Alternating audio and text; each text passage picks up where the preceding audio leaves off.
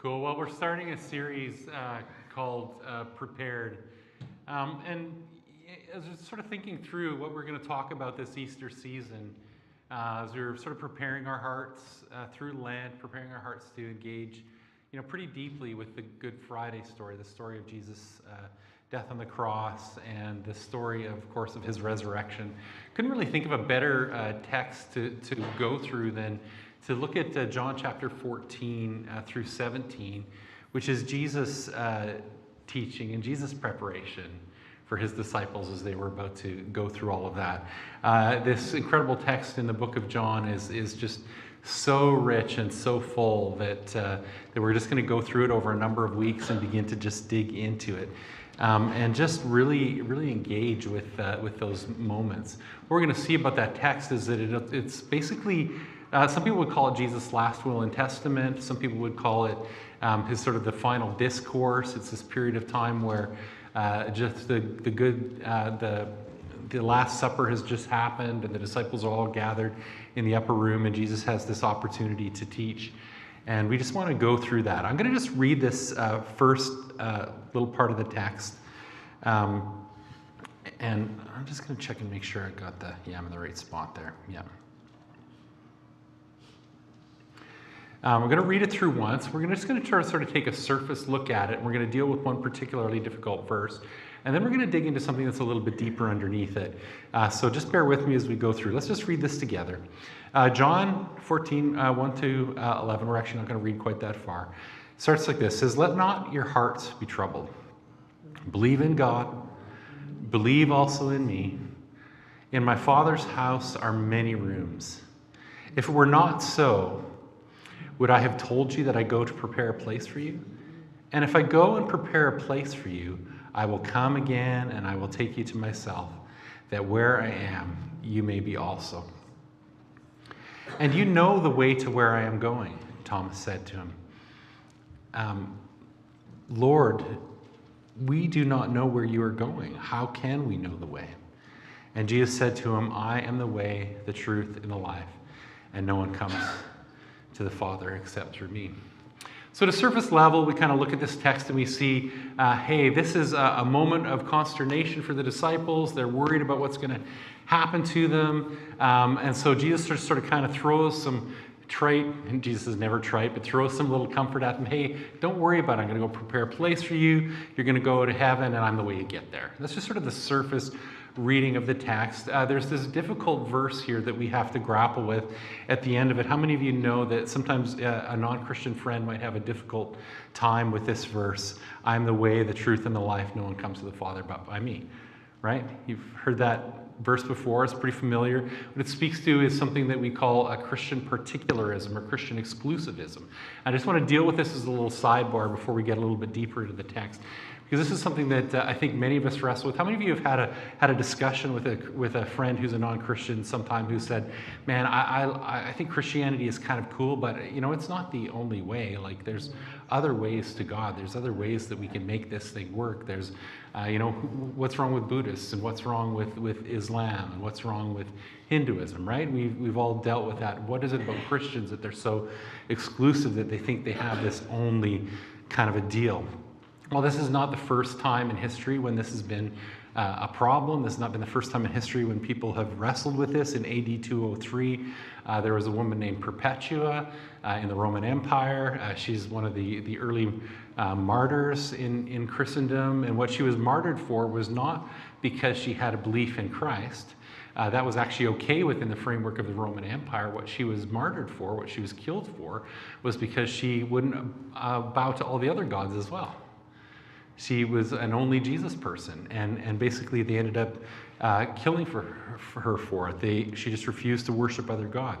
And so we live in a similar society. We live in a place where religious pluralism kind of rules the day.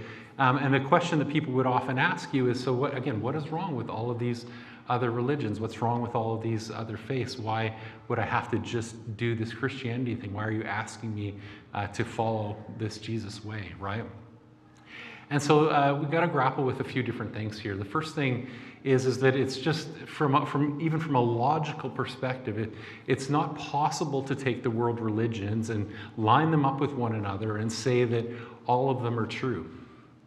If you take something like Islam and let's not even compare Christianity, but say you take something like Islam and Buddhism and compare them. Well, in Islam, God is a personal God. In Buddhism, there is no personal God. Can those both be true? Can God both be personal and not personal? In Islam, God is a creator God. In Buddhism, there's no creator. In Islam, there is sin that needs to be grappled with. Well, in Buddhism, sin isn't even a concept that is a part of it, right? In Islam, there's a possibility that your eternal soul matters and it goes on and it faces judgment. But in Buddhism, there's not even an enduring soul. You don't have a soul that endures as a specific personal living entity. Can both of those things be true? In terms of Islam, there's a way or a path to salvation. It's not the same path that we would see as Christians. It's a path that happens through works. But in Buddhism, there is no path to salvation. It's a nihilism. Everybody just becomes everything, or everybody becomes nothing, depending on how you look at it. Right, so you look at even those two religions and you see that they both are exclusive. They're both different from one another. The things that each one says is true, they can't both be true. So we have a problem with that idea that all religions are true. It's not something that can be supported by any kind of rational argument, or not something that can be supported logically. The other thing that we have about Christians, the other sort of argument against Christianity as a faith that is what we would say is the only way, is that people would look at us and they would say what? They would say we're arrogant, right? It sounds pretty arrogant to say it's kind of my way or the highway, right?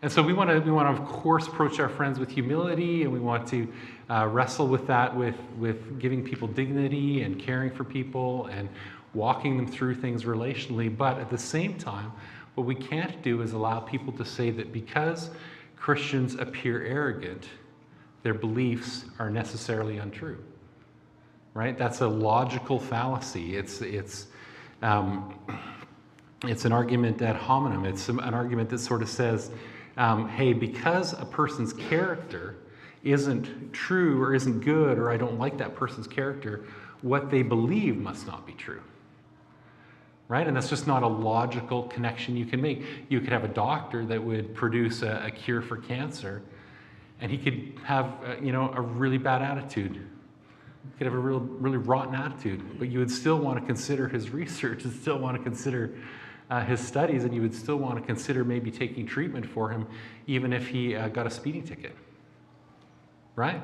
So a person's character doesn't necessarily define whether or not their beliefs are true, although as Christians, I mean, that's an argument that we need to listen to carefully, because our character has often hurt people and has often divided people from Christ. They look at us, they judge us, and they can't hear the kind words we say. So that's something that needs to challenge us, but it's not a reason to discount the faith. The other argument there is that if Christianity is true, then it's not fair, because some people would have grown up, if you've grown up in Jerusalem in a Jewish family, you would be a Christian. If you grew up in the Arab quarter in Jerusalem, you would be probably a Muslim. If you had grown up in Syria, you would be a Muslim. If you'd grown up in Northern Ireland, you would probably be a Roman Catholic. If you'd grown up in Southern Ireland, you would probably be a Protestant. And that's an argument, sort of like a genetic fallacy, right? That because of where a person has come from, because of where a person is born, or because of their genetic makeup, their belief can't be true. That's not a connection that we can make. Somebody can be born anywhere and come to a belief that is true. So we don't want to listen to that argument. And what that leaves us with is this idea that we have a sense of people in our culture and people in our world that are looking at Christianity, and they're saying to themselves, what do you believe about people who haven't accepted or haven't ever had the opportunity to hear the name of Jesus, to hear the story of Jesus? Are all those people going to hell? And Paul answers that really clearly in the book of Romans when he says, I'll look at the text here. This is Romans chapter 1:9, and he's talking about all of humanity. Since what may be made known about God is plain to them, because God has made it plain to them. For since the creation of the world, God's invisible qualities, his eternal power and divine nature have been clearly seen, being understood from what has been made, so that people are without excuse. That there is a way in which we can see something of God, see something of who he is. And we know from what we understand as Christians, from the revelation of Jesus and who he is, through the character he displayed through his life, that he is good, that he is just, and that he is kind. And so what we know from that is that Jesus will judge us based on what we know. And that's what we see in this passage in Romans, that we're based on the knowledge judged based on the knowledge that we have. And so God looks at somebody on the far side of the world who has never heard the story of Jesus. And this is what theologians and apologists who look at this believe, is that if they don't know, and if they haven't heard the story of Jesus, and they pass into the arms of the Father, and they pass into death, that they are judged by the posture of their heart towards God based on what they knew. And that the blood of Christ, so we would never say that somebody could be saved apart from the blood of Christ, but that God in his mercy and his grace recognizes the posture of their heart towards him, whether they look at him with joy, whether they look at him with love, whether they look at this creator God that they've somehow sensed is there, and have a heart that's positive towards him, that those people are given an opportunity to meet Jesus. And what Christians would say is that anyone who experiences judgment, anyone who experiences hell, anyone who experiences the wrath of God, we do so because we've chosen it.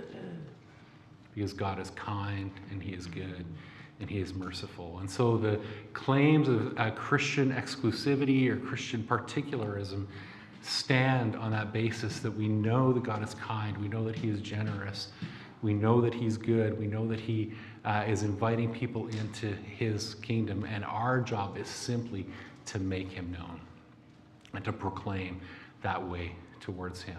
So I just wanted to deal really quickly with that verse because I think it's just something that we run into all the time, something that sort of ruins our confidence as believers as we go out and try to tell the story of Jesus. We're like, people are going to say these things to us, and I just don't have any answer for it, right? How many of you have experienced that? How many of you quake in your boots sometimes, right, when it comes to having discussions with your friends?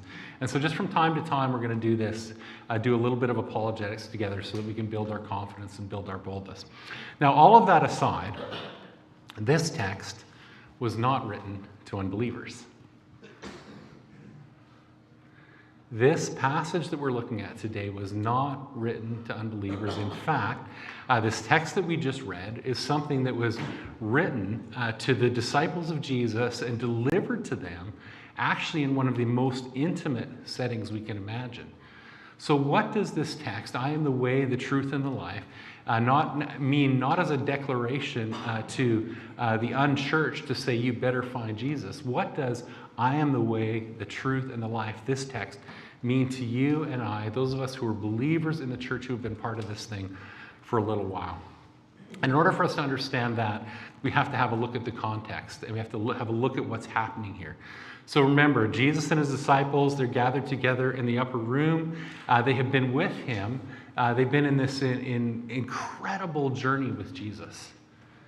They've been on an incredible journey with him. They have seen healings. They have seen miracles. They have seen blind eyes open. They have seen these incredibly powerful encounters. They've seen demons cast out. They've seen him address the Pharisees. They've seen him raise Lazarus from the dead. They've just experienced him walking into Jerusalem with the triumphal entry, with all of the people with palm branches, waving them. We're going to celebrate that at Palm Sunday. Saying, blessed is he who comes in the name of the Lord. He's marched into Jerusalem. He's taken up his authority, and he's cleansed the temple. And the apostles, the disciples who are with him, are approaching these moments with this certain expectation that this is the moment where the king is going to step up. He's going to take his place. He's going to begin to rule and reign in the world. But Jesus all along through this time is beginning to say these really strange things to them. In John 12:24, he's talking to some Gentiles with the disciples listening on, and he just sort of woven into his teaching just says this quiet phrase, unless a seed falls to the ground and dies, it could bear no fruit. And they could tell he's talking about himself. John 12:34, the light is among you just a little while longer.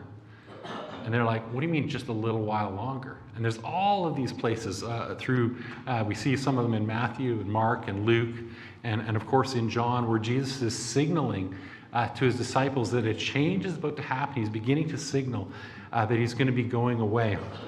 And the disciples aren't quite getting it. In chapter 13, again, it just had the triumphal entry, and Jesus sort of said, okay, let's go away to an upper room, let's prepare the Passover, let's have a meal together. And he calls them together in this upper room. He's just washed their feet. The beginning of John chapter 13, Jesus, talk about an intimate moment with the disciples. He's washed their feet, he's taken his hands in the water and wiped the grime from between their toes and wiped their feet with a towel. Again, an intimate moment. He's had this incredible, excruciating, painful, grief-filled moment with Judas, where he looks at Judas and Judas looks him in the eye, and Judas knows that Jesus knows Judas is going to betray him, and Jesus knows that Judas is about to betray him, and they have this moment where Jesus says, what you're about to do, go and do it quickly. And it says, and Satan entered into Judas, and he goes out and he goes to betray Jesus. All of these things are coming to this conclusion. And at this moment, Jesus knows that this is his last chance to impart something really rich and really deep into the life of the disciples. He's just moments away from walking a path from the upper room to the Garden of Gethsemane, where he is about to sweat blood as he cries out in anguish before the Lord and prepares his heart for the cross. And so he's got this moment, and he sort of begins to resurface this idea that he's going away. He says, little children, yet a little while I am with you. You will seek me, and just as I said to the Jews, so I now also say to you, where I am going, you cannot come. Where I'm going, you cannot follow me now, but you will follow afterwards. And their expectations about their glorious future with the Messiah begin to just evaporate. They begin to be shaken. They begin to be troubled in heart. And Jesus sees this troubling in their hearts, and he says this, he says, let not your hearts be troubled. Believe in God. Believe also in me. They're beginning to see that they're about to experience some grief in their journey with their Savior. And that word troubled, that Greek word tarasso, means to put something in motion that ought to be still. To take something that was solid and to begin to kind of rock it back and forth. Can you sort of imagine, Seth Stella or Simon's guitar is it's sort of on a stand there, and one of the little kids are just standing beside it going, how many of you would begin to feel like somebody go and catch this thing, somebody go and stop it from falling over? An inner emotional agitation. They're beginning to be stirred up and beginning to be upset, and it's because this view that they have, and we can look at that image with the arrow, they have this expectation going forward that Jesus is going to come. He's going to come into Jerusalem. He's going to begin to deliver them materially. He's going to sort of, they're probably imagining different strategies that Jesus could take. He's going to go into Herod's palace. He's going to confront Herod. He's going to have Herod's guards lock Herod in chains. Jesus is going to assume control of the Jewish military. At that point, he's going to appoint his wonderful disciples amazing positions of authority in this new leadership structure he's got. They're pretty excited and are arguing about who's going to be the greatest. Somebody's going to get to be commanding the military. Somebody's going to be in charge of the ministry of get us some falafel quick. I don't know what it is. But they're going to begin to put that structure together. Those soldiers, Herod's people, are going to sort of push the Roman soldiers out of Jerusalem. They're going to be able to fortify the walls. They're going to be able to call people in the country to strengthen the defenses. And eventually they're going to be able to move and take over the land that was once the promised land and make it their own again. These are their visions, their ideas of what it was like. And they've had this amazing trajectory with Jesus, this amazing journey of ministry, of power ministry, of healing, and of deliverance. Like they're just expecting there to be more of it. And Jesus takes this hoped-for trajectory, this expectation, and he begins to shake it. He begins to shatter it. As we look at that image, next image there, we see as Jesus tells them he's going to take a hard turn vertical, they're left with troubled hearts. One, what they'd expected was going to happen isn't going to happen. And two, they just love him. They love him and they expect that they are going to be filled with grief. They've seen and heard stories of messiahs before. Jesus was not the first person to have been thought to be the Messiah. There have been other messiahs who were killed and who died. And what do you do when your Messiah gets killed? You pack it in and go home and look for a new one. And so they're experiencing this turmoil. What do we do next? And Jesus answers this turmoil, not in a way that we would expect. Like you would kind of expect him to, I don't know how we would expect him to answer it, but sometimes to really understand sort of what's going on behind the scenes, what's going on in the disciples' hearts, to know what the question they really have is, you need to look at Jesus' answer to know what it is. And so he answers the turmoil of their hearts with this next verse in verse 2. And he says this, he says, "In my Father's house are many rooms. If it were not so, would I have told you that I go to prepare a place for you? And if I go and prepare a place for you, I will come again and I will take you to myself, that where I am, there you may be also." Well, why is the solution to the turmoil of their hearts an encouragement that he's about to prepare a room for them? It's because what they're worried about is their home. Jesus is gone. This incredible mission that we've been on with him is amazing. It's wonderful. It's incredible. He's going to recreate Jerusalem. This is going to be fantastic. We've given up our homes. We've given up our vocations. We've given up our careers. We've given up our fishing boats. We've left all of that stuff aside to follow him. And now he's just going away. Look, what are we going to do? Am I going to go live back in Galilee? Am I going to live here in Jerusalem? Where am I going to go? What am I going to do? And their hearts are filled with a concern about the practical things of life. Where am I going to dwell? What's my life going to look like? And just as ours would be, we would be worried about our homes. We would be worried about our cars. We would be worried about clothing. We'd be worried about our vocation. We'd be worried, like, what am I going to do with my life? And in Jesus saying to them, he knows what's really troubled their hearts. He knows that this concern about what they're going to do with their lives is rising up inside of them. He says, "Oh, don't you worry. I'm going to prepare a place for you." And what he's doing in that is he's saying, you need not be concerned about your homes. You need not be concerned about your food. You need not be concerned about your cars. You do not need to be concerned about this mission ending, because the mission goes on. That's what he's saying when he's saying, I'm going to prepare a place for you. The mission goes on. Home isn't now. Home is later.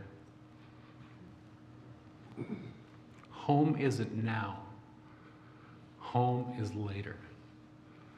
And it's going to be a good home. And I'm going to be there.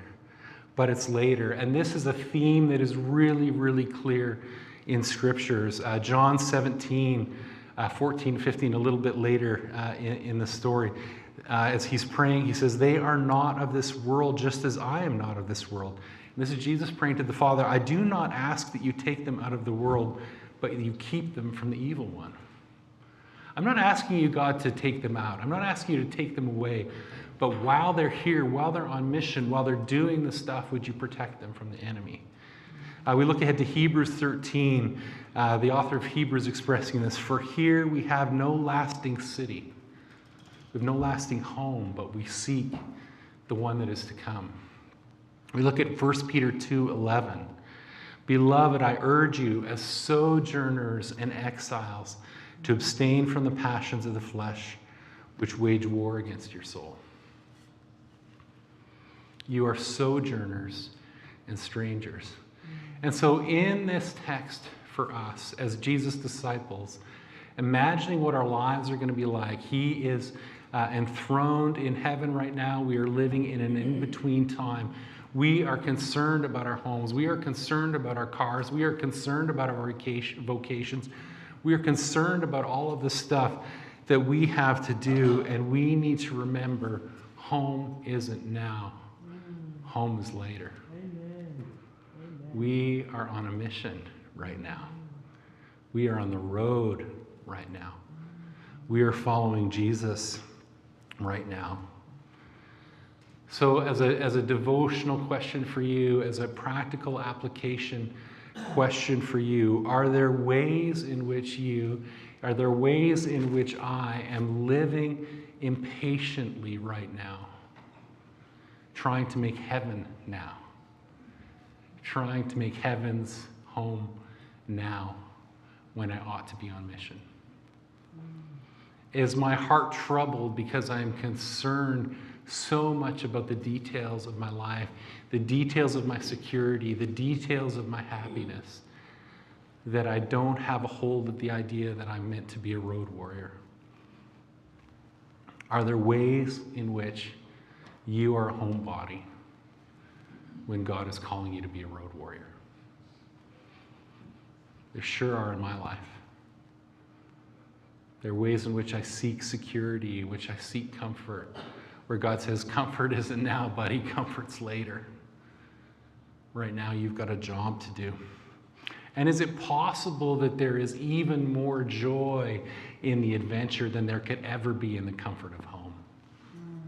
Than there could ever be in having things work out just the way we want? Is it possible that the mission he's calling us into, is it possible that the adventure, that the challenge he's calling us to is way more fun than it would be if we just keep things the same and keep things secure and keep things feeling like home? Don't let your heart be troubled about this home thing, because the joy is on the road. The joy is on the mission. The joy is out there. What is he calling you to do? And so Jesus goes on, he says, and if I go, I prepare a place for you. I will come again and I will take you to myself. And this is really interesting, because I think I'm going to unpack this for us. I think this actually speaks to a question of identity that we wrestle with. And if I go and prepare a place for you, are any of you under the impression that heaven needs much preparing? What preparing does heaven need? Like, what work does he need to do on it? Did God make it too small? Jesus needs to, sort of file for some kind of building permit so they can build an addition? Right? Is that what needs to happen in heaven? Is the furniture old? He needs to make a trip to IKEA before we can show up? You need to update the furniture? Are the streets of gold, are they a little tarnished and he kind of needs to polish them up? Or are there cobwebs in the corners? Is heaven run down? What's he saying? What do you mean you have to go and prepare a place for me? What's he getting at here? He says this, he says, and if I go, I will prepare a place for you. I will come again and I will take you to your room? No. I will take you to myself.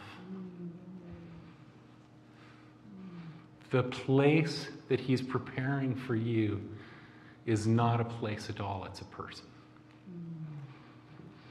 You know, and that is something that speaks to our questions of identity.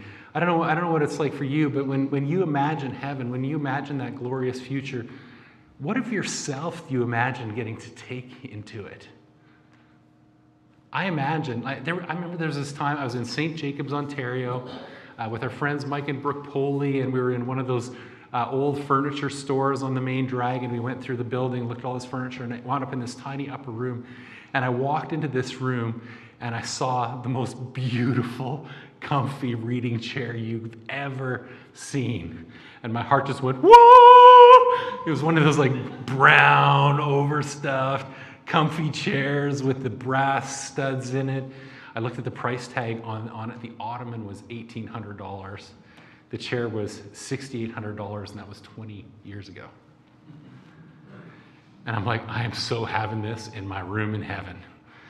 Like this is gonna be there. This is gonna be there. What else of yourself are you imagining you're taking to heaven? I mean, I'm sure in heaven and in the new earth, there's going to be great expanses of water, and I'm not going to have such a rickety fishing boat for sure. It's not going to be a little 9.9 horse putt-putt. If I'm going to make traction on the new earth, I'm going to get to where the fish are, I'm going to have a new Lund. Right? Come on. But there is something actually really wicked in all of this. There's something inside of me that imagines that heaven is made to accommodate me. That imagines that heaven is made to be shaped around who I am, what my desires are, and what my identity is. And what Jesus is saying here in this text is, I go and prepare a place for you. I will take you to myself. And that word "that" is the purpose of all this. That where I am, you may be also. Amen. It's all about him. Now, if the place that he's preparing is himself, how is he preparing it? He's not just making up words here. How is he preparing that place for me and for you? John 19 says, so they took Jesus, and he went out bearing his own cross to the place called the place of the skull, which in Aramaic is named Golgotha. And there they crucified him.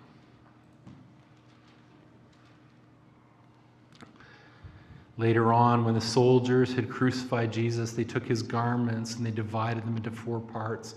But for his tunic, they cast lots. Let us not tear it, but cast lots to see whose it shall be. They stripped him naked.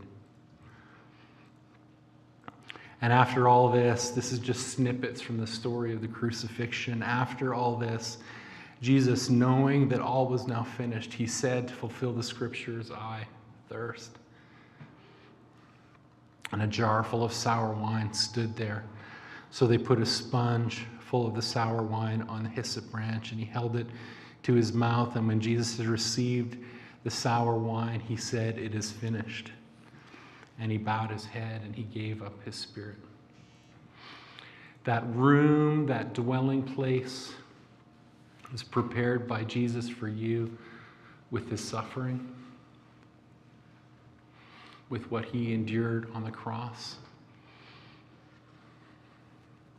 And what he did on the cross was only one simple task when it came to preparing that dwelling place for you. He unlocked the door. That's what was wrong with your dwelling place. That's what needed to be fixed. That's what needed to be prepared. Jesus endured the cross to open the door to the dwelling place with him in which you could spend eternity. The door is wide open. It is his place. It is him. And he has opened the door. Home is not a place. It is not a place of our identity. It is not a place where we bring ourselves. We see in Revelation 21:22, and I saw no temple in the city, for its temple is the Lord God Almighty. There is no building. The temple is the Lord God Almighty and the Lamb. And the city has no need of sun or moon to shine on it, for the glory of God gives it light. And its lamp is the Lamb. He is the light in the room, and he is the room itself. And he is the door that is open. It's all about him. And what does my overstuffed chair from St. Jacob's have to do with that? Absolutely nothing. We lay down our identity. We lay down our denominational identities. We lay down our histories. We lay down our vocations. We lay down our needs. We lay down our desires for care and sustenance, and we lay it down and be prepared to leave it behind and enter into what he has for us. Because his identity is everything and ours is nothing. And he goes on to say this to the text that we're really wrestled with earlier. Jesus said, I am the way, the truth, and the life. I am the way, the truth, and life. And it's amazing that it's Thomas that asks him this question. I don't know what you know about Thomas, but Thomas is the only disciple where we have almost no backstory on him. Thomas is the disciple without an identity. In fact, what many scholars do when they look at the life of Thomas is they think, okay, he wasn't a fisherman, he wasn't a tax collector, he wasn't a zealot, we don't know what he was. And what people like to speculate, and we have actually no way of knowing this, is that Thomas was a homeless person. Thomas didn't have a vocation, he didn't have a job, he didn't have a home, he didn't have a village, a place where he came from. He was just a person who wandered, and Jesus found him and invited him into the journey, this incredible homeless person who was walking with Jesus. And what I love about that, what I love about this character Thomas, who had almost no identity before Jesus, is that of all the disciples and all their missions work and everywhere they went, Thomas went further on the journey than any of them. Thomas went beyond the Roman Empire. And as church history tells us, and sort of the legends of some of what we see in the Far East and in India, is that Thomas went outside the safety of Roman roads and went outside the safety of the Roman world. And he made his way to southern India, to what is called Tamilia, which is the southern tip of that continent, or of that country of India. And he made his way there. And Christians there point back to the life of Thomas. Isn't it interesting that the disciple with the least identity followed Jesus further on the journey? And so, are we there? Are we willing to be people without anchors in our identity, anchors in our security, attachment to our homes, attachment to our cars? Are we people that see him as the way, the truth, and the life? That word there, I am the way, the truth, and the life, that I am echoes from the Septuagint. God saying to Moses with the burning bush, I am that I am. Jesus says it with that level of gravity. I am. My identity, who I am. I am the way. I am the truth. I am the life. The way, I am the hodos, the Greek word. I am the road that you're walking on. I am the truth. The Greek word aletheia. I am the grounded reality. I am what is ultimate. I am what is true. Nothing is more real than me. Nothing exists apart from me. I am the truth. And I am the life. I am your physical existence in the future going forward. And you don't have that at all without me. He is the road. The road is our home. He is the truth. His reality is our identity. His reality is our message. His reality is our mission. He is the destination. He is the home at the end of the road, and He is the strength that gets us there, that moves us along the road. And so, be comforted, you troubled ones. The joy, the hope, the adventure, the life, the fun is all on the road. It's all on the mission. And so we need to ask ourselves, how do we decouple from our troubles and place ourselves on the journey with Jesus again? Worship team, you can come forward.